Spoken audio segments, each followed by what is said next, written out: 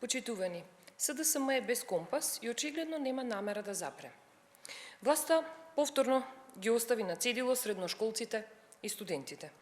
Имено, владеачкото мнозинство во текот на вчерашниот ден, без тронка срам и одговорност, го одби амандманот на пратеничката група на ВМРО ДПМН, со кој што се бараше од буџетот да се издвојат 20 милиони денари за бесплатен превоз на средношколците и студентите.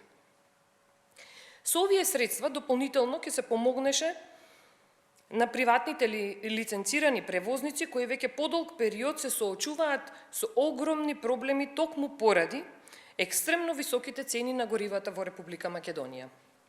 Но за жал, власта и за ова немаше слух. Ниту разбирање, а очигледно немаше ниту желба да помогне. Таа е реалноста кога СДСМ е на власт. Тие не знаат поинаку.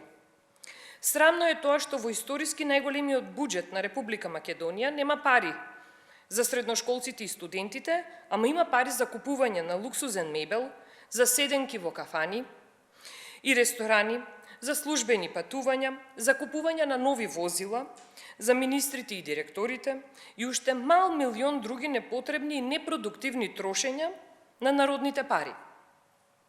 Со ова уште еднаш се покажа и докажа на дело дека расипничкото трошење и луксузирање се поважни од условите за нормален и редовен образовен процес на средношколците и студентите. За СДСМ е поважно личното богатење и полнење на своите джебови, отколку иднината на нашите деца. Од друга страна, за нас симптоматично е тоа што за ова нема никаква реакција од одредени организации на средношколци и студенти.